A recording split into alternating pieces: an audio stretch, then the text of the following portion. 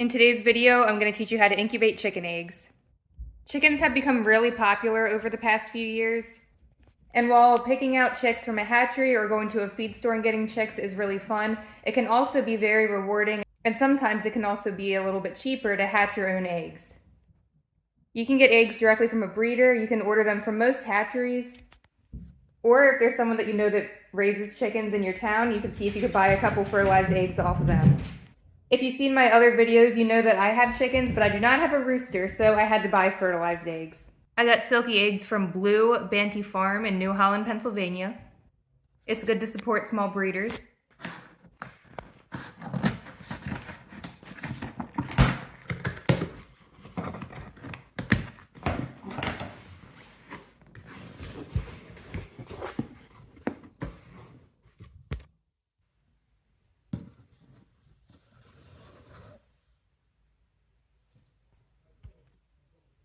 So you can see that it's packaged in foam, which is really nice. It looks like they're all protected, but we'll see for sure once we take them out.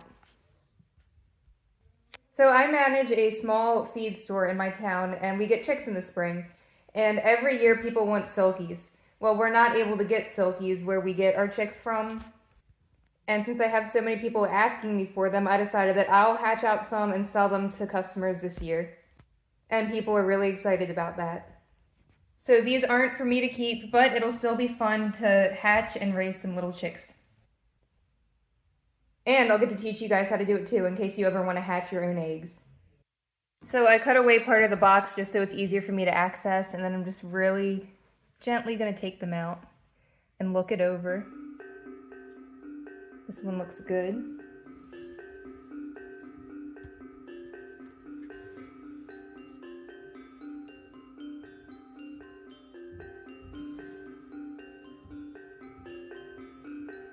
That one has speckles on it.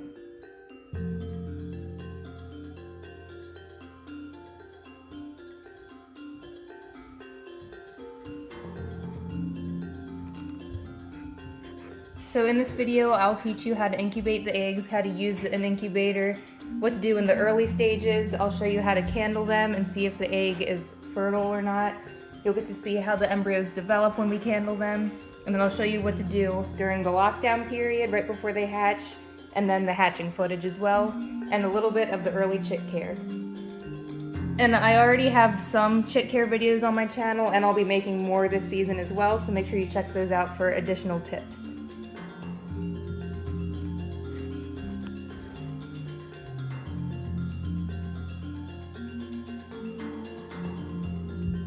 So they all look good. I will point out something about this one though. I don't know how well you can pick it up on the camera, but you can see it looks a little bit spotted, I guess you could call it. But that's not coloration. This one, and I could be wrong, we'll know more once it's in the incubator. We'll see if it starts to develop into anything. But I've found with past experience that shells that you can kind of see through, like transparent ones that have little speckles like that, usually are weaker shells, and chicks don't always develop full term in eggs like this, but we'll see how it goes. And when we candle them later, you'll be able to see imperfections once we hold the light up to it. But prior to candling them, so far besides this one, the other ones look pretty good. So if you're wondering why I'm putting them in here instead of directly into an incubator, it's because these eggs were obviously shipped to me. So there were temperature fluctuations, and it's still winter time. It's been very mild this week, but it's still pretty cool out. So you don't want to put cool eggs directly into a warm incubator. What you want to do is for the first 24 hours after receiving them in the mail, you want to put them somewhere nice and cool and quiet and dark. Don't put them near any windows. Put them somewhere where it is slightly below room temperature. And just let them sit and settle for 24 hours because they were moving around in the truck and when the person was carrying the box around. So the membranes, the yolks, everything in the egg were shook all around. So you just want them to sit still and settle. Another tip, which I forgot to mention to you earlier, and don't worry, I did not forget this step, is that when you are going to handle the eggs, make sure you wash your hands first. Eggs are covered in tons of teeny tiny little pores, and they can absorb what's on your hands. So make sure your hands are clean and dry before you handle the eggs because you don't want anything getting in there that could affect the embryo once it starts to develop.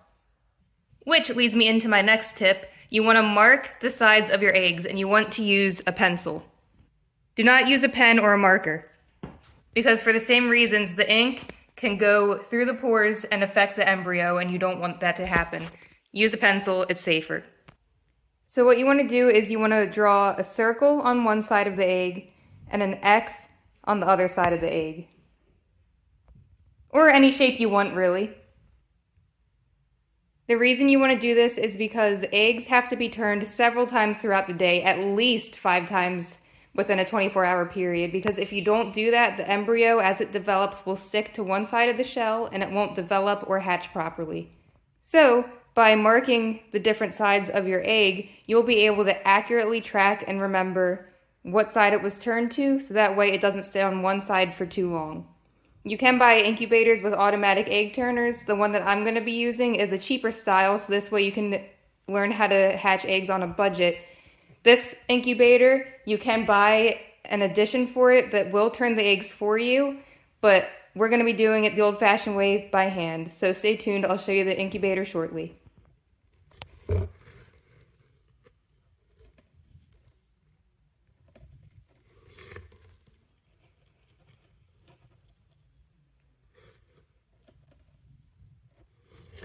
All right, let's get the rest of these eggs marked.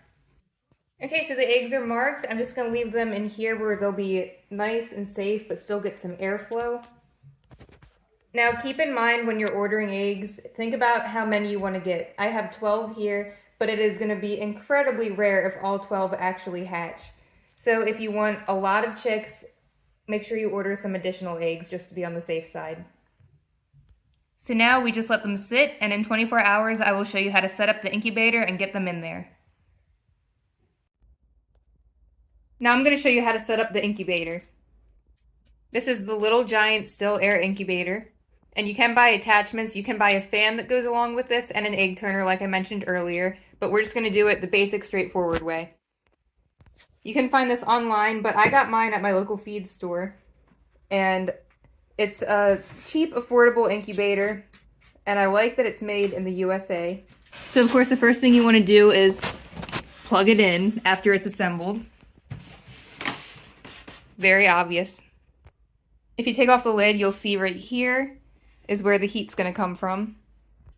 And while this does have its own built-in thermometer, I highly recommend getting an additional thermometer. I actually have 2 different ones here, to track it and make sure it's accurate, because since this is a cheaper incubator, it's always better to be safe than sorry and don't fully rely on it. If you can track it with additional thermometers, then you'll know for sure that your eggs are being incubated at the proper temperature. And then this came separately, of course, but then you got your flashlight, which we'll use in a few days when we candle them to check for any signs of life, so we'll put that aside for now. And then your little plugs that this comes with. So you're going to want to set your temperature and your humidity. Now the humidity, that's something that there has been a lot of different debate, but most experts agree that when it comes to humidity for the first 18 days, you don't want it to fall below 25% or above 60%. However, you've probably heard of this. The past few years I've heard a lot of people talking about it. It's called dry hatch, and that's when you don't add any water at all to the incubator until the last 3 days. The last 3 days, no matter what, you need to increase humidity to help the chicks hatch and not stick to the shell. But a lot of people are saying that if you dry hatch your chicks, you can keep the humidity as low as 15% until the last 3 days, and then you bump it up. And so many people have said that they've had higher success rates with hatching their chicks. So if you're comfortable trying out that new method, go ahead and do that. If not, don't let it go above 60% until you get towards the last 3 days. But we'll cover what to do the last 3 days in a little bit. Let's stick with setting up for now. For the temperature, you're going to want that a consistent 99.5 degrees Fahrenheit or 37.5 degrees Celsius. So it's pretty straightforward to set it up. You got your buttons right here. You want to hit set, and then it'll automatically put it to your desired temperature. And you can also manually adjust it. If you want the temperature to go up, you'll hit the button next to the one that says up. And of course, if you want it to go down, you will push this button. But I just want it to be 99.5 degrees, so I hit that, and it's going to gradually move up to that temperature. I am not going to add the eggs until it is consistently at the stable temperature that I want. So to ensure that I can trust the screen, I'm going to put my little thermometers back in. Oh, and back to humidity. If you are going to not try the dry hatch method and you want to use water, you pour it into these little slots. You can use a turkey baster. That might make it easier. And fill these up and do it slowly because it's always easier to add more than to take some out. And then you can check your levels on here. So obviously you're going to want your incubator in a room that stays a consistent temperature and doesn't have any drafts, so that way you don't have to worry about this fluctuating. You're going to want to make sure that when you put the lid back on, it's down flat, everything's lined up, so that way there's no gaps of air letting heat escape. And it's also going to come with these little plugs. There's a little hole right here, and I've heard different people that have used these. Some people don't use these plugs at all, or some people do use them. So just play around with it and see what works for you. Sometimes putting the plug in can help retain the heat and humidity better. But when it comes time for them to actually start hatching, it is recommended that you remove this so they can get more airflow. I'm going to start off by leaving this one in for now, and we'll see how things go. So once you set your incubator up, you want to let it run for at least 8 hours. You can go a little bit longer if you want to. That way you can let it reach its desired temperature and give it some time to make sure that there are no malfunctions with it. Once you're sure that everything's running properly, then you can add your eggs. Okay, so the incubator is done heating up. You can see that on the screen, a little picture of a chick coming out of an egg will pop up and it'll say temp okay as soon as it reaches a safe temperature. And my secondary thermometer confirms that it is safe to put the eggs in. Before you put your eggs in the incubator, it's not a bad idea to hold a flashlight up to them to check and see if there's any cracks or imperfections. You don't want to put an egg in the incubator if it's cracked because then it could explode and leak everywhere, and that's very disgusting. You obviously don't want to deal with that.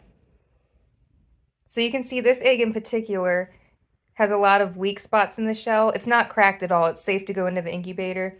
But like I said earlier in the video, I have found with my experience that a lot of eggs that have little transparent spots like that don't really tend to develop well. So it's kind of concerning because a lot of these actually have that, especially this one. Look at that.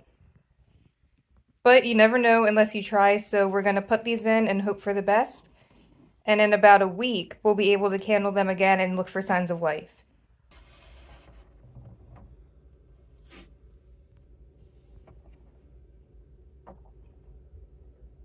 You can spread them out more, but I'm going to put them all kind of close because I want them to be directly under the heater.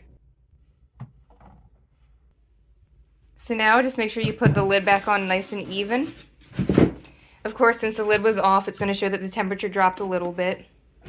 So just check on it and make sure it goes back up appropriately. I'm going to put this back in.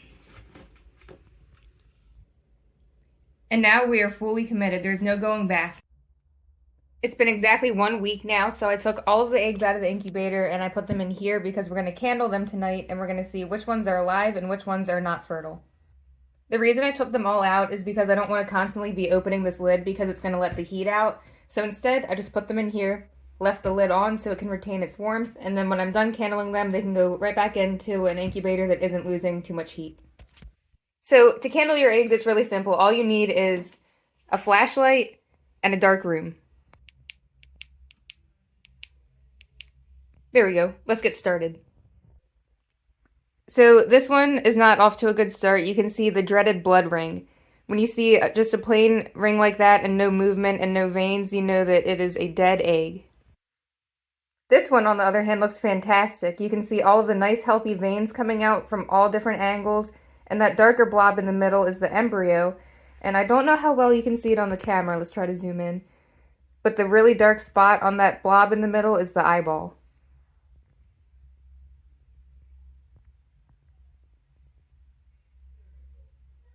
Looks nice and healthy.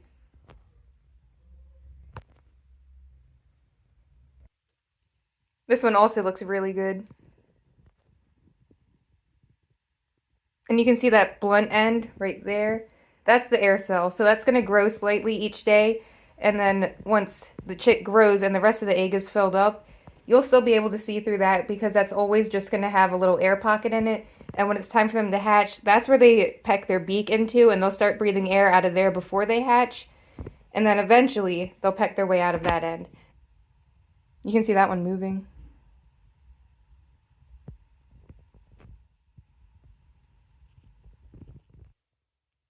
This one looks a little bit iffy. I see lots of veins, which look good, but the embryo in the middle is not really visible. So we'll keep an eye on that one. We'll keep it in the incubator, but I'm not really sure what's going on with it. You can see, hold on, let me angle this better so you can see what I'm talking about. So right there, that little speck is a weak spot in the shell. And usually when you see things like that, it's not a good sign. You can sometimes get eggs that have a weak spot in the shell to hatch, but more often than not, there's usually going to be complications. So since we're not positive about this one, we'll keep it in the incubator, but we'll just keep a close eye on it. Because if you do have an embryo that dies in the egg, you want to remove it, because if you continue to incubate it, there's a chance that it might explode and make a whole mess in your incubator and hurt the other eggs, and you definitely don't want that. Here's another one that looks good. And it'll be cool because in a couple days as they grow, you'll be able to see the movement even better.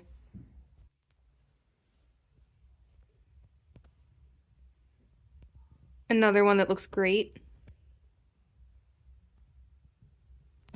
Yet another one that looks nice and healthy. One is alive too, but this is one of the ones that I mentioned earlier that has a lot of the transparent little weak calcium spots on this egg. So hopefully it makes it full term. We'll see. Right now it looks okay, but you never know with eggs like this. This one also looks good. Okay, well here's a good example for you guys to learn from. This one is not fertile. There's nothing, no embryo, no blood ring, just a plain unfertilized egg. You can see completely through it, so you know it's safe to leave this one out of the incubator. Because by day 7, if there was anything in here, you would know by now. This one also looks pretty good, but again, this one's got some weak calcium spots, so we'll see how it does. But let's just hope for the best. And now the last one is also alive. That's awesome. So out of 12 eggs, one was dead and one was not fertile, but the rest are currently alive.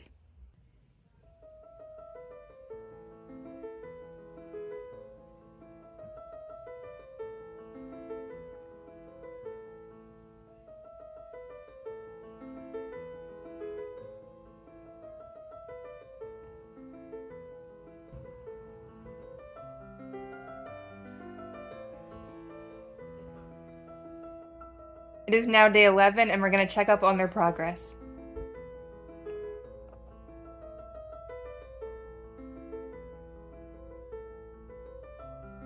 You can really see this one moving.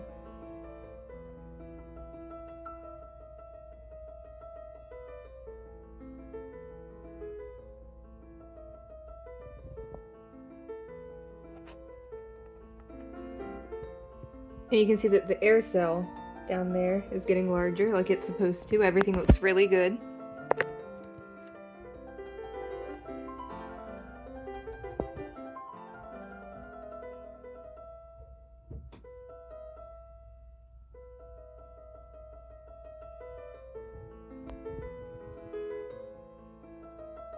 This one looks good too.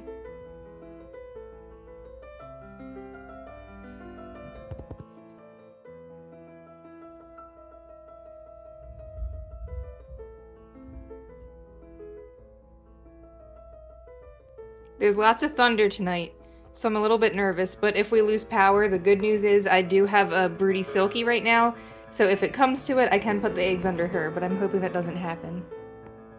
This one looks a little bit suspect. I still see the veins, and I can see the embryo towards the bottom there, but it's not moving.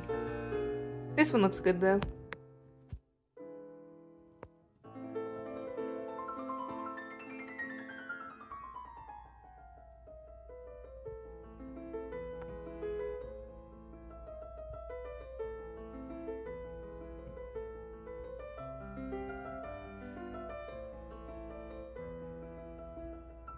Alright, so I'm going to put them back in the incubator and we'll check back in a couple more days.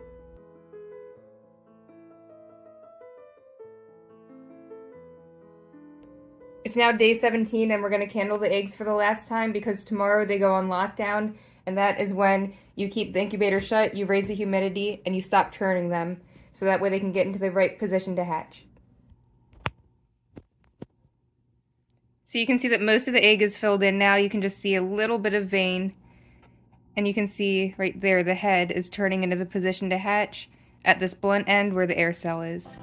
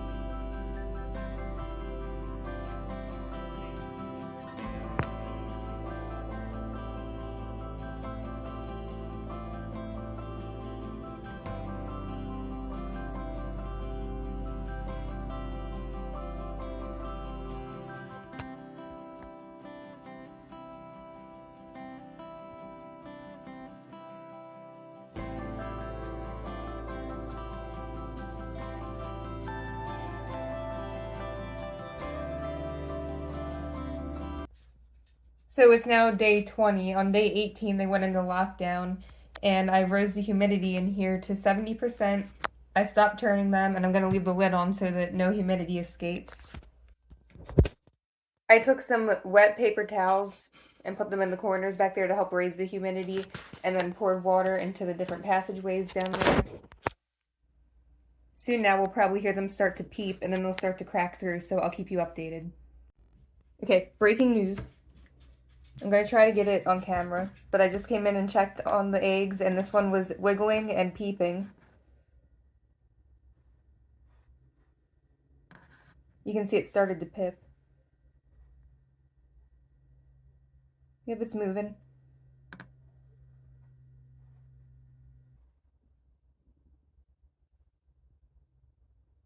I have the tote all set up, but when your eggs hatch, you don't have to put them in the tote right away. But we'll touch on that later after they hatch. I will tell you how to take care of them immediately afterwards. But for now, we just wait.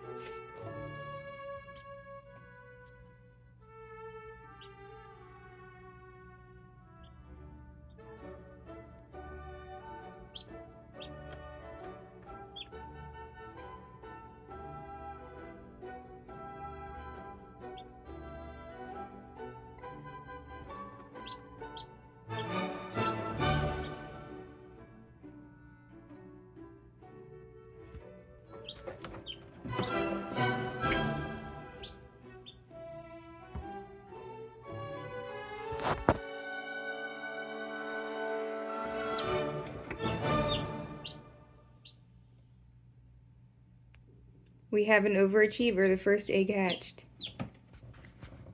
Don't pay attention to that thermometer, by the way. It's broken. The other two in here are accurate.